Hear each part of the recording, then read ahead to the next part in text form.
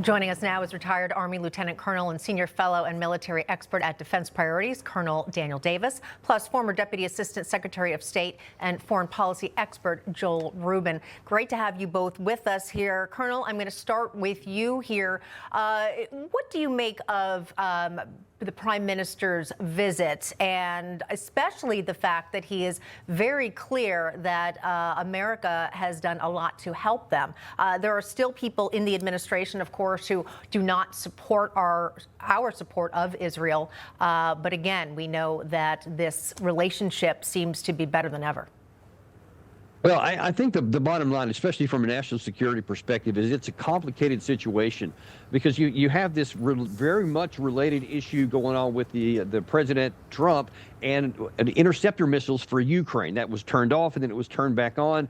And one of the big reasons is because there is some question about how many interceptors we have to be able to help Israel, to be able to help Ukraine, and maintain enough for our own national security. And you've had a number of Pentagon officials go out and say that that's the America First agenda. And so obviously Israel's a great ally of the United States, but also President Trump has to take care of America's needs first, and he can't get so far into those missiles that it actually turns into a problem for our own national security, should we actually need them as well. And it also shows just how complicated this situation is in finding a ceasefire. The fact that it hasn't been announced so far implies that there is a very thorny issue, and there's difficulties going back and forth, not just between Israel and Hamas, but even Israel and the United States about what each side will or will not accept. So it's a messy situation, but one that we're trying to navigate. Yeah, certainly. Joel, your thoughts and exactly what the U.S. involvement should be here as we try and broker the ceasefire.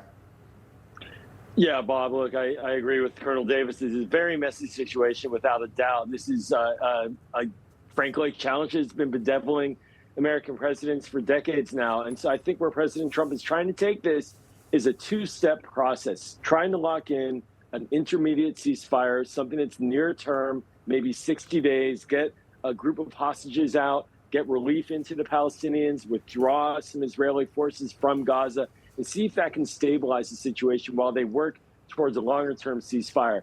You know, the hardest question to answer is how do you get rid of Hamas and have a different political leadership in Gaza and get the Israeli government to support a new political leadership in Gaza, because the prime minister has factions on his side that don't want to see a Palestinian state. So that's very hard, and I think where the president's team is trying to take this in this interim, near-term deal, that's the right approach to try to build some confidence and progress.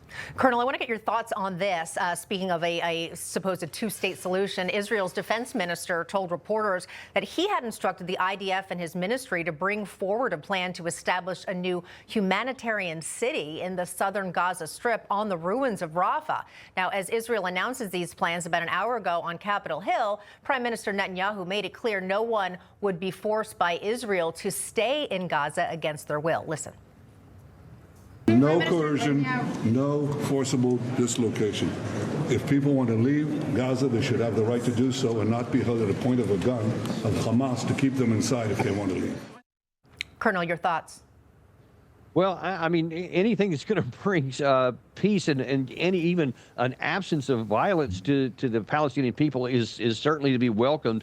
And it's a really thorny question here, too, about dislocating people, whether they stay there. There's certainly many that will stay there no matter what because they feel that's their ancestral land, et cetera. But there's also no doubt there's going to be some people that want to go. So far, Israel hasn't allowed anyone to leave. So if this is a change in policy, I'm sure many would be happy to have that. But then there's the big question of where would they go? Because there's not a lot of places on the earth, and definitely not in the region, that says that they would accept them. So I think that the bigger question is, if they want to leave, where would they go to?